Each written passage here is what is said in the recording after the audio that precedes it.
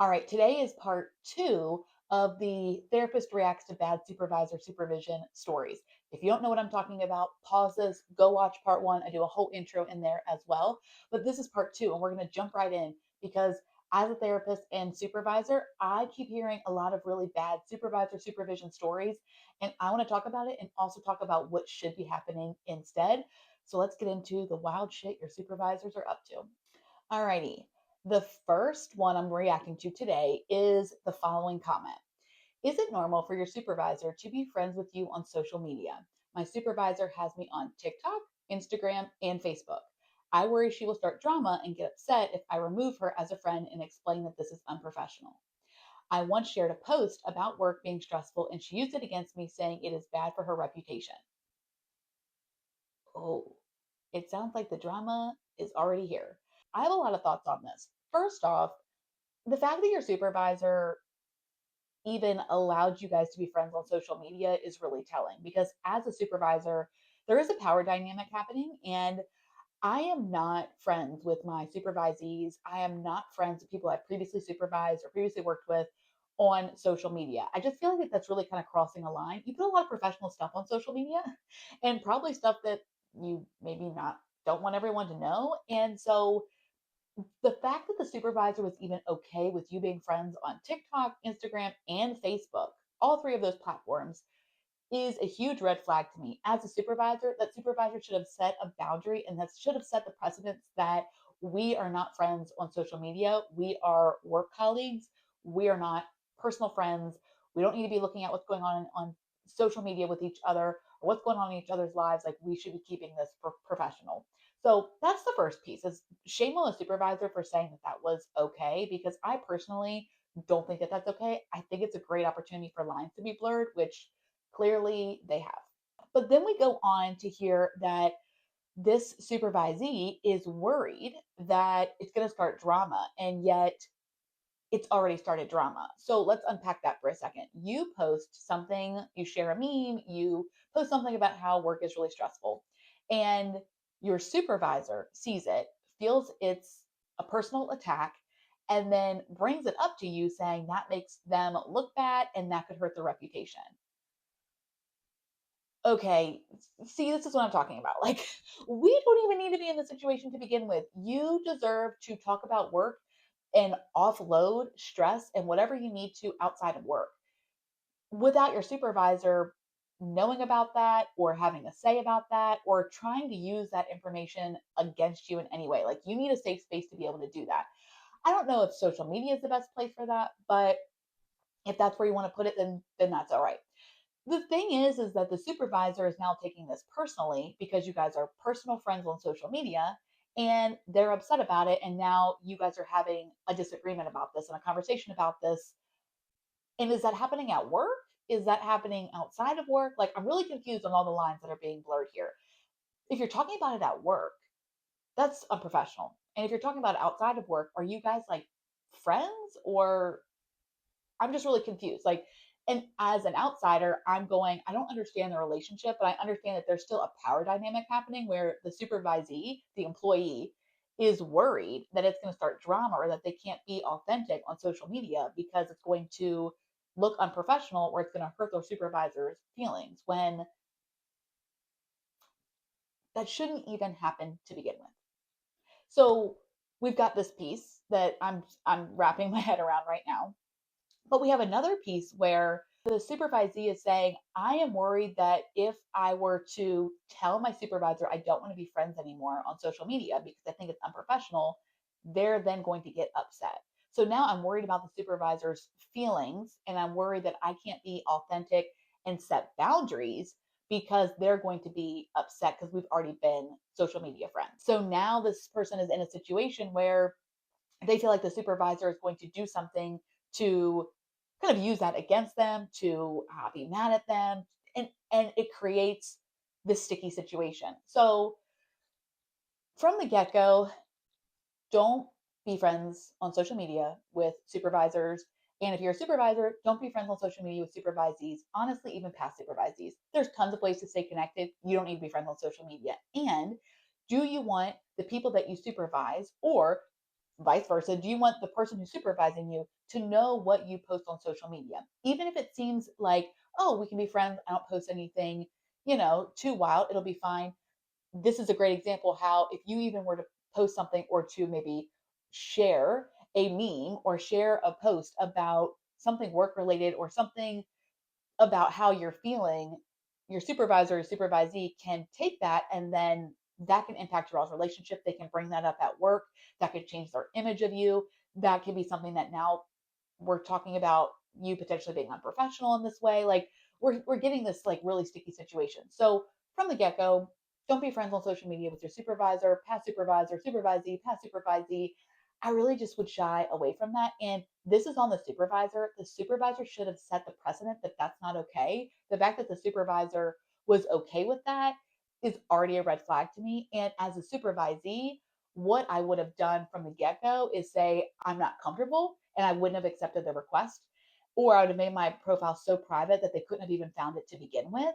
But now that we're in this situation and we're worried that the supervisor is going to be upset, the supervisee has two options. They can either say, okay, I'm just going to like let this go and stop posting certain things on my social media, or I'm going to delete them from all social media. Whether that's you're blocking them and you're still on social media in other ways, or you just delete it altogether. I would just do a cleanse and I'd be like, we're done with this. Either they're being blocked or I'm removing it altogether and I'm just not having this in my life right now.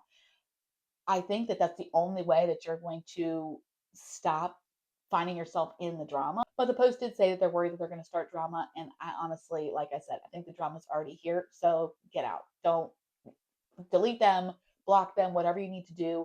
Keep it professional moving forward. And if they have a problem with it, just put up a boundary and say, no, I don't want to do that anymore. Or I got rid of social media. Or I was getting rid of people who I didn't feel like that I needed to have on my social media account. And it just is what it is.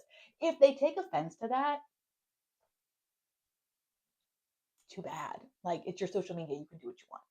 I am curious though if you can relate to this or if you are friends on social media with your supervisor or supervisee. So no shaming here. But if you found yourself in a similar situation, I do want to know. So let me know down in the comments below.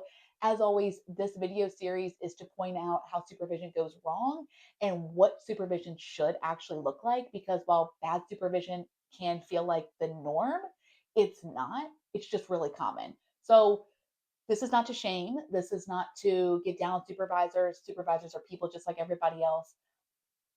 But there are shady things happening in the supervisor supervisee working relationship that really need to be called out and need to be addressed and need to stop so that people can get good supervision and supervisors can stop finding themselves in situations where you're creating drama, you're creating tension, you're creating an unhealthy or hostile work environment. And the only way we can do that is really to bring awareness to it. So just want to throw that caveat in there. Let's move on to the second post. Okay, this next one already has me fuming.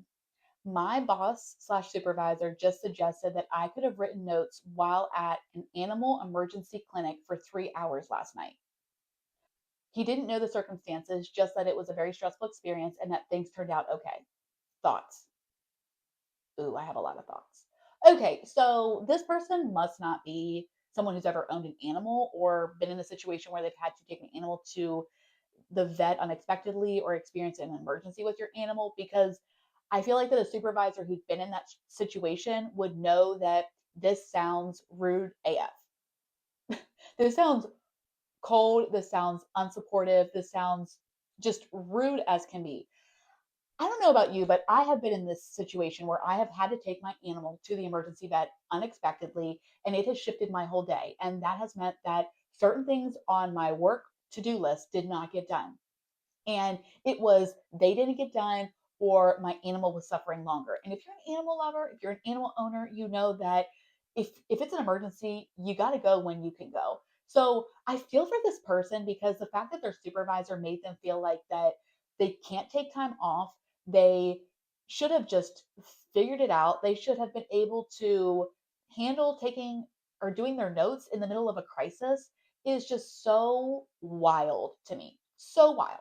I would absolutely not do notes while at an emergency vet waiting for news about my animal. I, I don't even know how that would work, right? Like You're sitting in an open waiting room and you're supposed to be doing notes while you might have your animal right there with you. The animal might not be well. You might be in a room with your animal and you're trying to comfort them or console them, or you're waiting for bad news or you're waiting for test results. Like, I'm supposed to sit there and have my clinical brain on and think I should have brought my work laptop so I could do notes while my animal is suffering. Huh? Who the hell thinks that's what I should do? That is wild to me. Like, my mind is blown. Okay, no, it's a no for me. Like, no, no, I'm not doing notes. I really hope that this person told their supervisor, like, tough shit, because I am not doing notes while I'm at an emergency vet waiting to find out potentially bad news about my animal. And I'm so glad that they said that everything turned out okay, but still, you don't know that in the moment when you're at an emergency vet appointment. You are sitting there and you're likely thinking the worst. I also have to wonder, like, is this boss or supervisor also a clinician or therapist? Because if so, that makes me even more worried, because why are you expecting this from your supervisee? Why aren't you being more understanding and compassionate? Why are you like so gung ho on the fact that these notes need to be done and they should have been done right then? I get notes need to be done in a timely manner, but notes need to be done for billing purposes. Like, I get all of that. And I did a breakdown not too long ago about how to get good clinical notes done fast. So if that's an area that you struggle with, check that video out. But we're not even on that. We are talking about the fact that they thought that in those 3 hours, without even knowing the circumstances, that they could have written their notes while they were at the emergency vet. Like, that is just ridiculous. So if I was a supervisee in the situation, I would absolutely not apologize for this. I would say that was not possible. This was a very stressful situation. Thankfully, everything is okay. I will do those notes as soon as I'm able to get them done. And I would not apologize. I would not backtrack. I would set the boundary that that's not appropriate and that was not possible, nor was I going to do that. And I wouldn't even allow this to be something that's of further discussion. If your supervisor wants to harp on you about this, then I would say put the boundary up and then you move on. I mean, there's nothing that the supervisor could do to get you to do your notes done in that moment or to get your notes done faster. You're experiencing an emergency and they should be understanding if an emergency happens. Like, again, is this person a therapist? If so, I have questions. I am concerned. I'm just, what are your thoughts on this? Let me know, because I feel like I am just having a very strong reaction to this and I cannot be the only one. I just, as an animal lover and as someone who has been in this situation where they've had to take an animal to the vet, I just cannot fathom thinking about work in that moment and thinking about doing my notes and whipping out my laptop and trying to do that and console my animal and like, again, mind is blown. Let me know what your thoughts are in the comments. And let's move on to the next post. Okay, this next one is quite something. It says, I found out this morning that my boss is gossiping about me and my personal life, talking about how if I knew how to do my makeup better and dress differently, I wouldn't be going through a divorce. There is an audio that another coworker has, which is how I found out about this. I knew that I had two coworkers gossiping about me and didn't really care. I work in community mental health and don't want to go to my executive director as her, my boss, and the two coworkers are all friends and hang outside of work together. I'm seriously considering moving back home once my lease is up in February. I moved 10 hours away from family for this job. Am I overreacting? Are you overreacting? No. Your boss and executive director and several coworkers are all close friends, and you find out that one or more of them is talking about you, that would feel like such a hostile place to work in. It would feel unsupportive. If I was a supervisee, I would feel like, okay, am I not wanted here?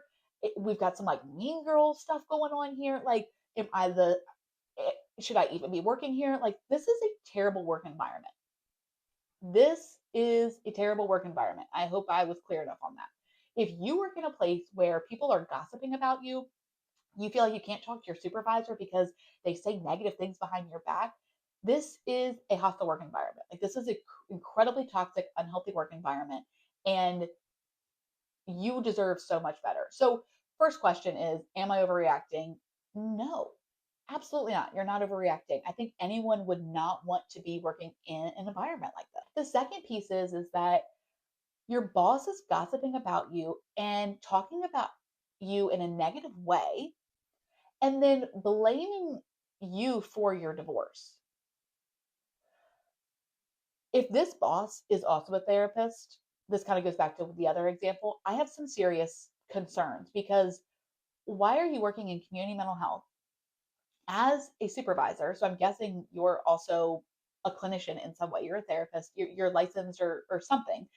Why are you talking about your supervisees or your coworkers in such negative, rude, gossipy ways? Like, what the hell? Supervisors, obviously, we're our own people, right? Like, we're not perfect.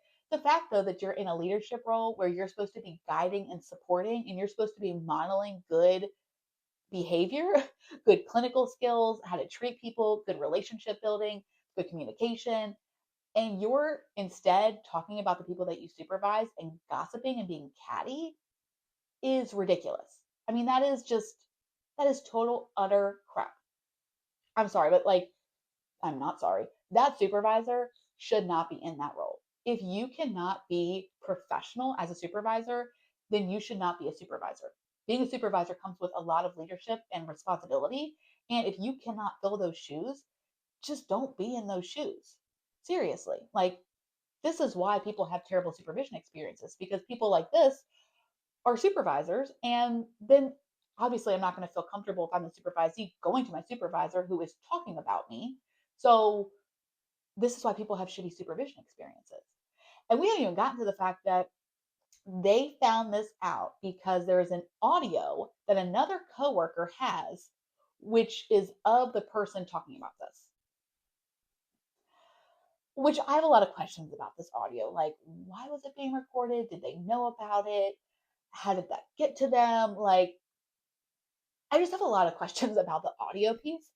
But that's some damning evidence, obviously, that it really did happen. This isn't hearsay. This is no, I have a video recording of you talking shit about me, and you're my supervisor. Oh my gosh. Oh my gosh. My heart hurts for this person. I don't feel like that you're overreacting. And I actually feel like that if you are considering moving back home, or getting a new job, you should totally go for that if you feel like that would be helpful for you. I don't think that anyone should have to stay at a job where it's like this. If this is the work culture that you work in, this is terrible. This is going to lead to burnout. This is going to lead to terrible supervision experiences. And there's a lot of great supervisors out there, but this isn't it. So I don't think there's a badge of honor here. I don't think you get an award or a reward for working in a place that sucks the life out of you and is negative and it's toxic. So no, I don't feel like there's an overreaction here. If you want to move back, if you want to quit your job, and this is for everybody. If you want to quit your job because you feel like the job is not helpful for you or it's not supportive or you're not getting what you need, you should totally leave that job. There's tons of jobs out there. There are tons of jobs out there. And to just keep pushing through while you know you're unhappy, there's no award for that. No one's going to pat you on the back and be like, good job, way to stick it out while you're in the trenches trying to survive. Like, no, get out. Go work somewhere else. Go find a better supervisor. Like, go somewhere where you feel appreciated and valued. This this is not this is not great. This is a terrible place to work. Why would anyone want to work there? Why would anyone have that person as a supervisor? That's awful. And unfortunately, all of these stories have a central theme, which is the supervisor is not doing what they need to do in order to show up the best way possible so that the supervisee, the employee, whoever it is, gets the support that they need. And this is how we have a massive breakdown in relationships. This is how people have terrible, bad experiences. They feel like they're not getting good supervision. And then they get into the profession and they're like, I feel like I don't know so many things because I haven't been encouraged and taught, or I'm feeling like an imposter, or I feel like I don't have the clinical skills, or I'm feeling stuck, I'm feeling burnt out already, and I just got licensed, and this is why. So, oh, as always, supervisors are up to some wild things out there. It's not like this everywhere. It really isn't. But I think that this really shows a spotlight on how supervision can look that's not right or when it's not working. And if you resonate with any of this, this is your reminder. While this may feel like the normal for you, having bad supervision or a bad supervisor is not the norm. It's just way too common and you deserve better. Alrighty, that's a lot to wrap my head around in one day. We're going to leave this here. Stick around for part 3. And until next time, I'll see you later. Bye.